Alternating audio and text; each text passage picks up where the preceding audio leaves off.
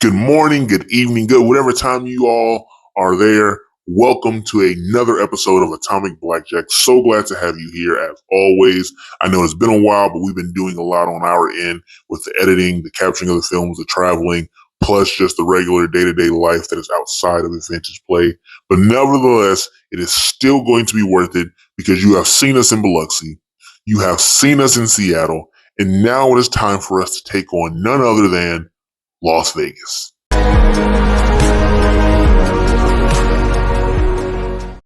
So we start this trip off with a flight over some beautiful mountains, and it only gets better. We have a bit of a layover, and that's when I go ahead and record this.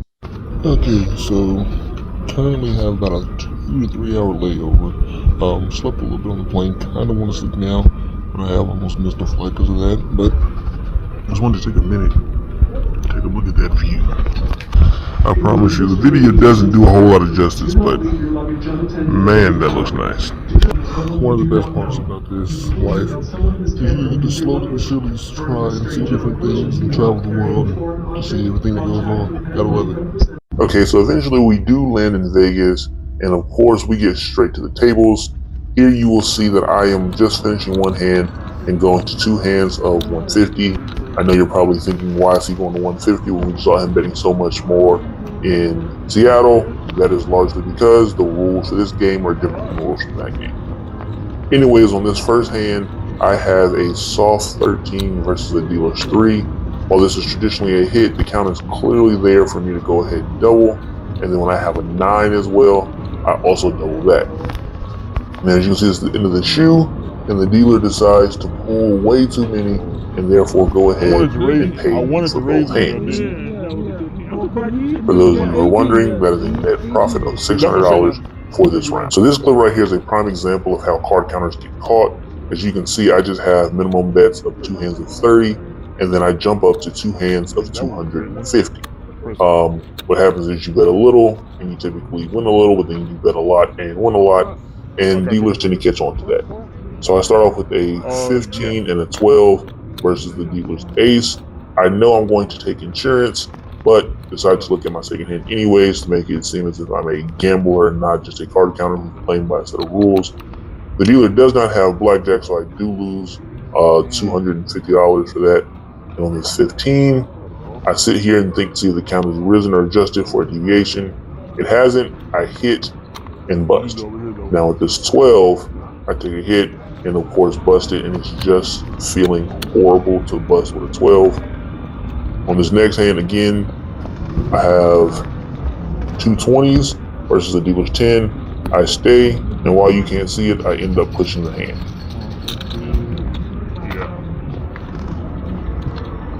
Nevertheless, the play must go on.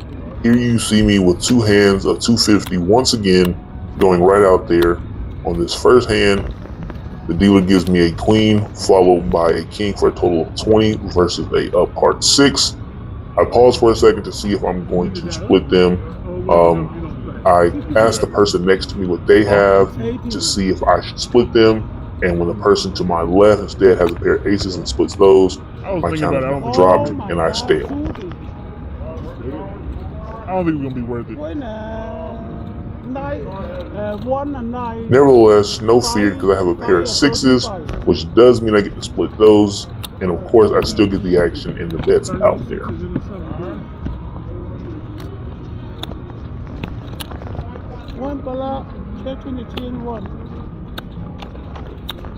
Now in my first hand, I get a 7 for 13 and stay.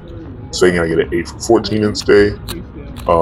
Not necessarily great hands, but when the dealer has a 6, you're really praying for a bust.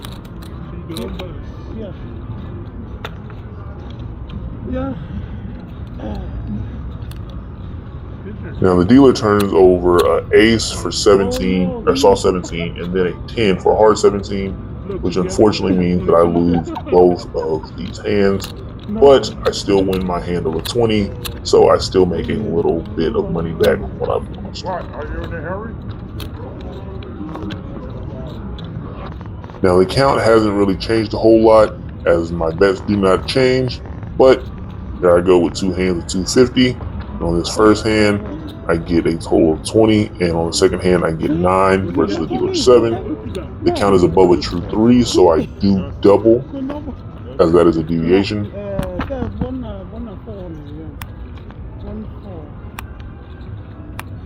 Now, you might have just seen it when it flashed, but it doesn't matter as the dealer busts, pulls too many. So that right there is a quick, easy hand of $750.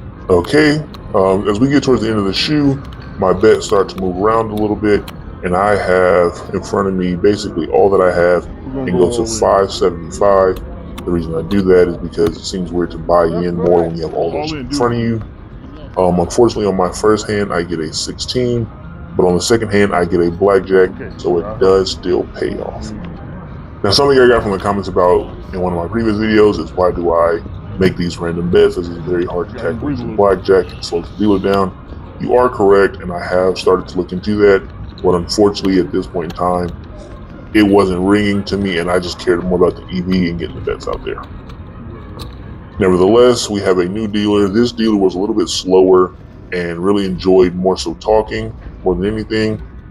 On this first hand, I get a 15 versus the dealer's 4, so I stand, and when I have a 16 versus the dealer's 4, I double that.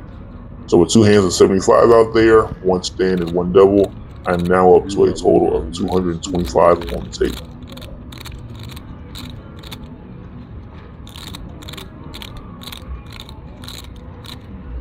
As the person to my left plays their hand, the dealer turns over a 2, a 3, and then a 7, finally pulling a 6.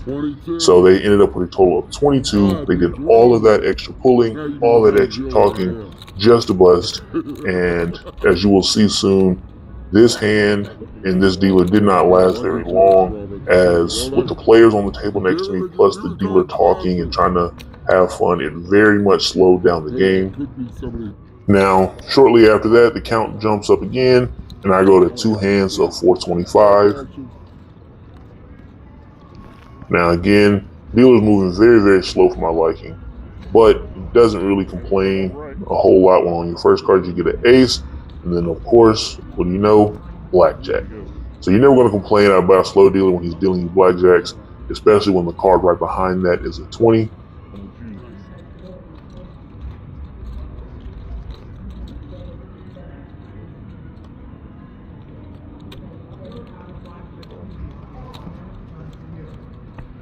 As you can see, this dealer is just so slow, and I very quickly realized that this game is not worth what it was. He was the breaker, so I tried to see if I could stick it out a little bit longer, but when you have other people at the table and then you have a dealer who's going extremely slow, it really kills your AV, and sometimes it's better to just leave and find a different game or a different casino as a whole. 1, 2, 3, 4, 25, up a 4 gets 6. I have a black. Yeah, I'm getting a black. I ain't finished it. I'd have called. I was letting her know about the Sales deal. coming in. Okay. All right.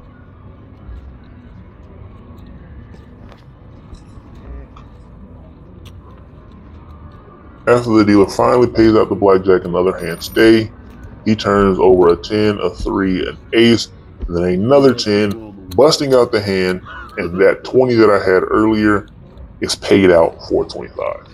And while this dealer is extremely slow, one of the glorious parts about this is this hand alone netted me over $1,000 profit. Now, of course, like I said, this dude was going really slow and I really wanted to leave. But as you can see, of course I'm going to stay when I get a blackjack on my first hand and then a blackjack on my second hand. That out there in total is 2 hands of 150, so $300. All right, thank you. When you have the dealer dealing blackjacks, even though he's going a little bit slow, it's really hard to pull yourself away from the table when you're winning. Now again, like I said, this dealer was just dealing hot shoe after hot shoe and good hands after good hands. You'll see exactly what I mean, because while my bets are a little bit lower at 2 hands of 75, on my first hand I get a total of 15, and those kind of hard to see, but I get a 5 for a total of 20. I stay, and on my second hand I get a 10. Here versus a dealer's 10, you would double at a true 4, and since I did just that, I can tell that the count is jumping in the shoe. I get an ace for 21, And when the dealer draws to 18, he does make a hand, but I make two hands that are better and net 2 wins for a total of 275 profit. Excuse me, 225 profit. The count was still up there after all those hands. So as you see, I make a quick adjustment to my bets, and I go from 2 hands of 75 to 2 hands of 425 instead. Black action.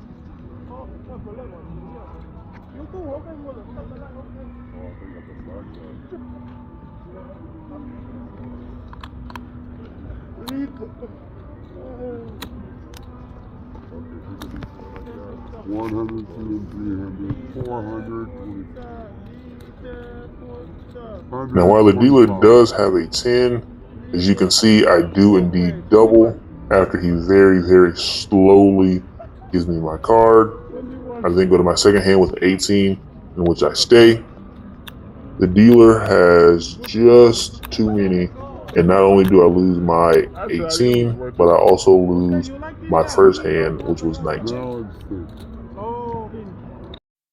So as y'all have heard me say, this dealer was extremely, excruciatingly, abundantly slow. Not only was he slow to deal the cards, he was slow to pay. Right? See how annoying that slow-mo version I just did was? That's what he was doing while he was dealing. And it just got to the point to where at the time, every time I wanted to leave, the count would shoot up. So because the count would shoot up, I'm like, I can't leave a hot shoe. I decided to play it. But it got to the point to where I realized that he was no longer just a breaker and that they were making that his full table. And seeing that this was going to be his full table, I still had one person with me, even though somebody else dropped off and left. It got to the point that he was dealing so slow that I realized I was costing myself more EV by staying and playing those hot shoes than it was to go to another table at another casino. It's not always about playing blackjack, and it's not always about playing high counts of blackjack. It's about playing the best quality games of blackjack that'll give you the highest EV and the highest rate of return. When you sit there and play those bad games, you lower your EV, raise your risk of ruin, and it takes you longer to get mathematically to EV. So I decided that it was time to pack up and head to the next spot. So once I make it to my next spot, I find a nice table that I'm able to hunker down at. I found one with a $50 minimum that I was able to get heads up, which is always great. I have the opportunity to, I have to buy in a little bit more, but I get to go to a single hand of $700. That should let you know that the count has already jumped relatively decent. Now, as soon as I do, of course, I let the dealer know I'm ready in case somebody tries to come and back me off. It's very unfortunate that as soon as I raise my bet, I have a 16 and the dealer has an ace. So not only am I taking insurance, I also more than likely probably won't have a great hand if the dealer doesn't have it. Now, I asked the dealer to tell me how much I have, even though I know as it buys time, it looks a little bit more natural. Thankfully, this time the dealer does have blackjack because trying to play a 16 versus ace is horrible. The count's still up there, the bet still stays, and of course I get another 6, only followed by a second 6 to have a total of 12 versus the dealer's 10. Luckily, I pull a 9 for 21 and the dealer turns over a 9, so this is a $700 win.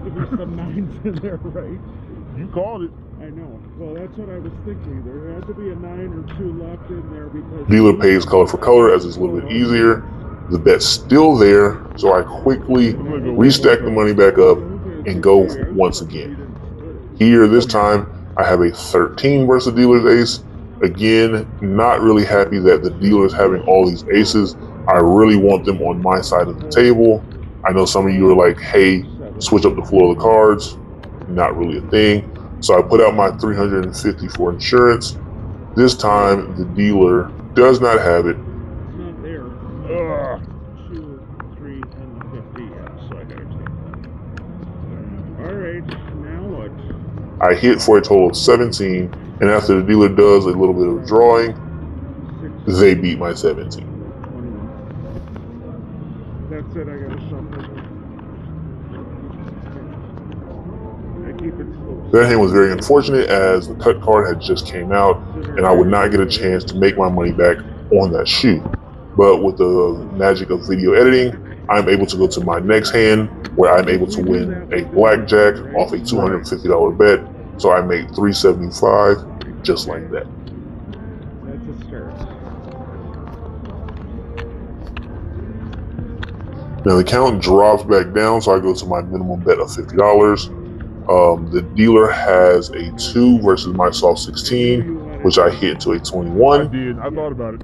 Can't quite see it, but all that matters is I do get paid because I hit to a soft 21, and a 21 cannot lose. It's a little bit blurry here, but as you can see, I lose another hand, and of course, the bets slowly start to creep up, and I go to one hand of 250. I get a 18 versus the dealer's 3. The dealer does a little bit of pulling, and we end up pushing the hand. My next hand I get a 19, which I feel like a little bit better until the dealer shows a 20 and takes that bet. The count drops because that was 3 low cards, and I decided to just go ahead and leave. Yeah, 5 is good. Now, right here, you are seeing me buy in once again. I have to go in for another $1,000, which is never great when you're buying in, but when the bets are out there and the bets call for it, sometimes you have to buy in and you have to go in the hole to dig yourself out of the hole. Right now, this is very unfortunate because right after buying in, I take off a quick $700 and go right out there with my max bet of one hand of 700. I let the dealer know I'm ready, and of course I get a 2 and a 3 versus the dealer's 9. So I'm gonna have an uphill battle. I get a 15 versus the dealer's 9. The count is still high enough, so I wave it off as a deviation. But no matter, the dealer has an ace. Yeah, come on. I was starting to get a little bit of heat, and my time was running short, so I swapped to a 2-hand spread at my max bet, and I have 2 by 700 out there for the last hand of the shoe. I know you can't quite see my first hand, but I have a 14 and an 18 versus the dealer's 3. I wave them both off for the dealer to pull an ace for 14, a 10 for 14, and then you can't see that last card, but the dealer does bust. This 2-hand spread, I'm at 11 and a soft 16. I double my 11 and hit my soft 16 for a total of 18. The dealer has 8. I update my account mentally, and the dealer pulls to another 21. This is a horrible, horrible feeling as I have lost both hands, but it is a understandable feeling and an allowed feeling because, as you just seen, all those small cards means that the count has just jumped. Now at this point, I go to 2 hands of 450 each.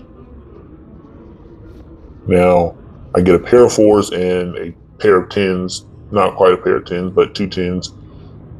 I end up with 17 and 20, and the dealer has 19, so I end up pushing the hand.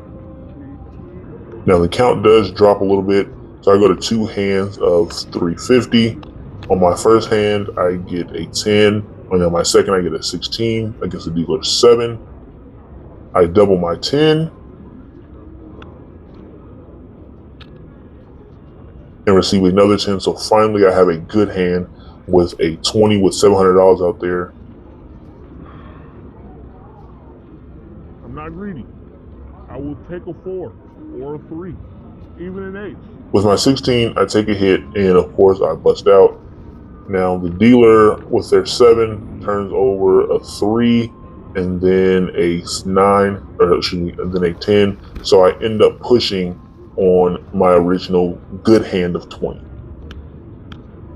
This was a very, very, very brutal session, but I decided to keep going. I raise my bets as that's what the counts call for. I go to 2 hands of 600. At this point, I'm just praying for a miracle. I get an 18 and then a 20. The dealer finally, when I say finally, I really mean finally, decides to give me a win.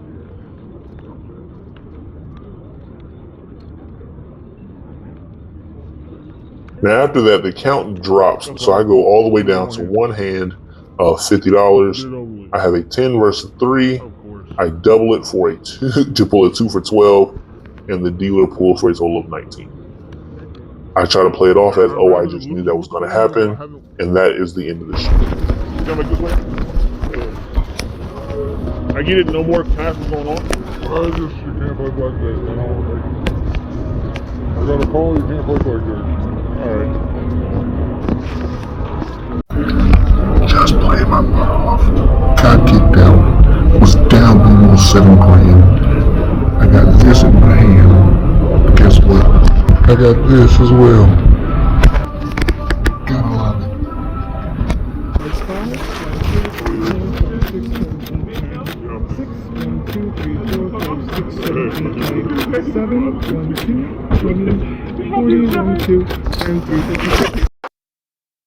Okay, so I'm gonna be honest with you.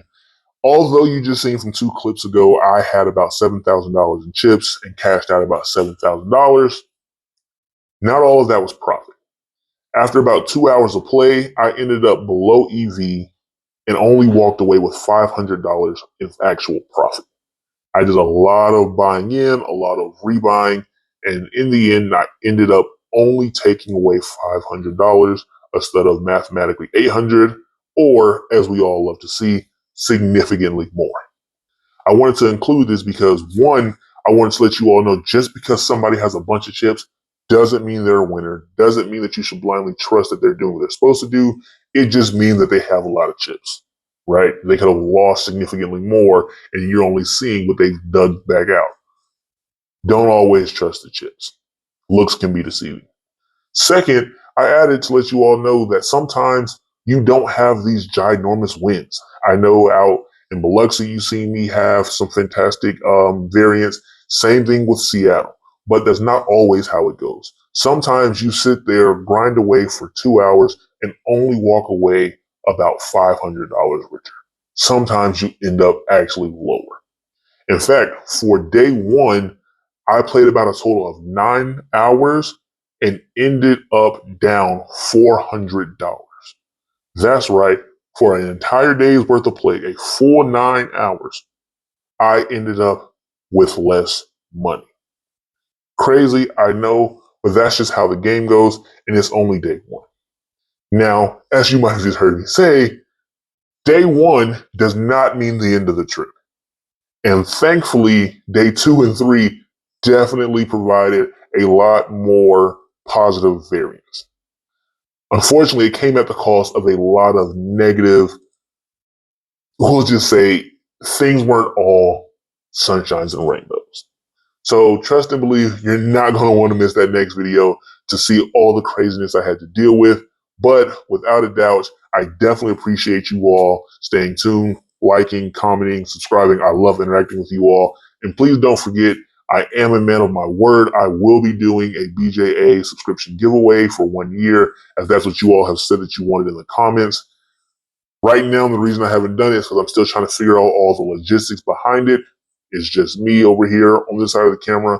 I don't know a whole lot about how to run contests and all that. I'm looking it up. I'm trying to figure it out. I am going to do it. Just work with me and bear with me.